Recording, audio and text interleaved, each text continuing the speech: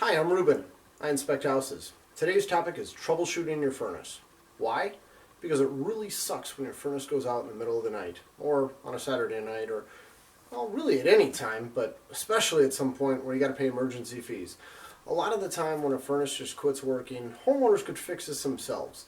And I want to go over a few of the more basic troubleshooting steps that homeowners can take before calling a heating contractor out there and, well, paying expensive fees.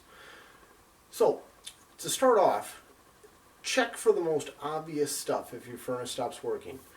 Is your thermostat calling for heat? Check the thermostat on the wall. Make sure it's switched over to heat. Make sure that it's calling for heat. Make sure that you get the temperature set properly.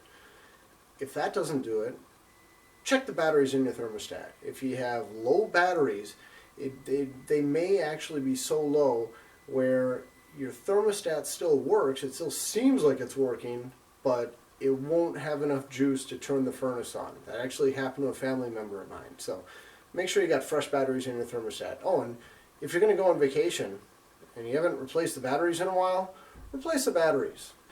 If you don't have an issue there, continuing on some of the more basic troubleshooting steps, come down to your furnace room and look for the switch for your furnace. Typically, it's going to be installed right on the side of the furnace. It's a little switch, just like this one. If you don't have a switch attached to the furnace, you may have a switch somewhere on the wall in the utility room, and it's always going to be right near the furnace. Make sure that that's on. If it's off, definitely blame your kids and flip it back on.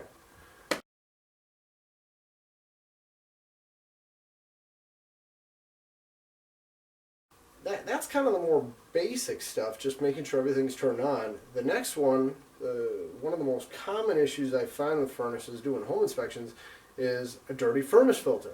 So how can a filter actually shut down your furnace? Well, let me explain. This is the blower compartment. You got a big blower that sucks air through this return duct work. It pulls it through the furnace filter, which is right here. Nice clean filter in my house, of course.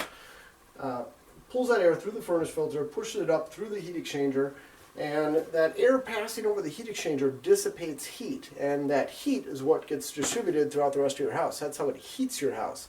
But if it can't dissipate that heat because there's not enough air going through, because your filter's super nasty, your furnace is going to get really hot, and then you have a safety device that's going to shut your furnace down because it got too hot. Now, if that happens too many times in a row while the thermostat hasn't been satisfied, while it's still calling for heat, your furnace will just go into shutdown mode and it's not going to heat anymore. Real common problem.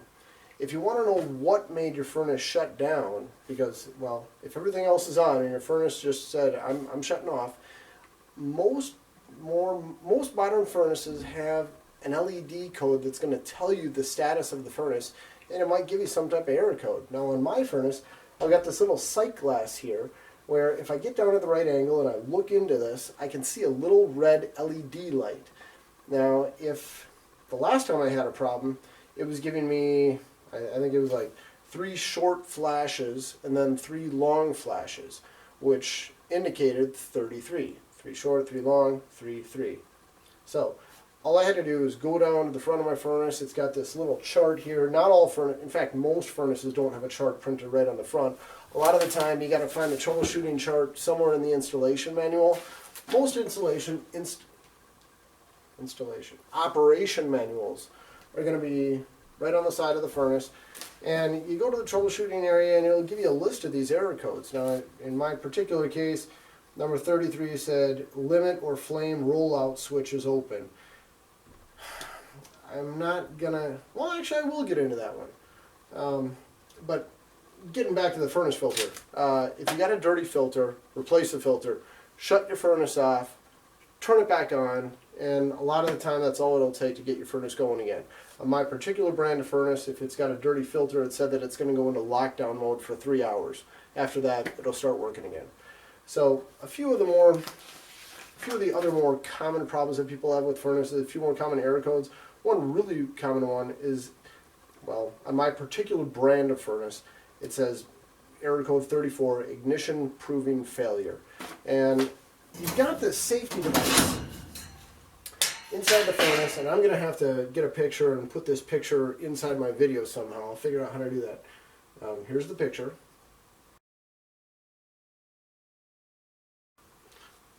Okay, there it was. There is a flame-proofing device in here. It basically makes it so that if there is no flame, the furnace isn't going to be pumping gas. If that flame-proofing device, flame-sensing device gets corroded or you get carbon deposits on there or whatever, it's not going to sense the flame anymore. It's real easy to fix this. All you do is, well, I'll read what the manufacturer says right in their installation instructions. It says, the problem could be oxide buildup on flame sensor. Clean with fine sandpaper. That's all it takes. Real simple. You take a little sandpaper, you go to that little rod I showed you, you kind of do this with it, and you can probably fire your furnace back up after that.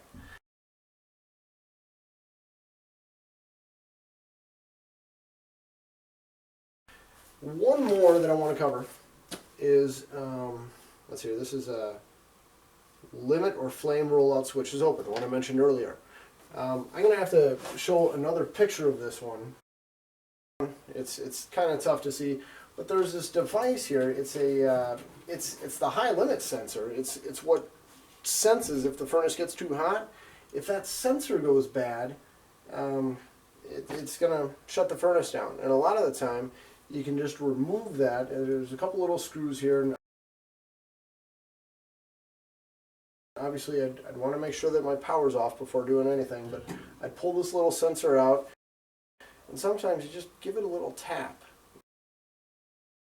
with a screwdriver or something. You stick it back in there, flip the furnace back on, and it starts running again. That's actually happened to me. So those are some of the more basic troubleshooting steps, and there's a whole bunch more of them on here. My advice would be, if you have a problem with your furnace, see what the error code is. See if it's something real easy that you can troubleshoot. If it's a little bit more difficult, Google up exactly what the error code is. You know, secondary voltage fuse is open. Google that up with your furnace model number, and there's a good chance somebody else has made a video or has some information online telling you what you need to do to troubleshoot it. So that's all I can think of. Hopefully this is helpful.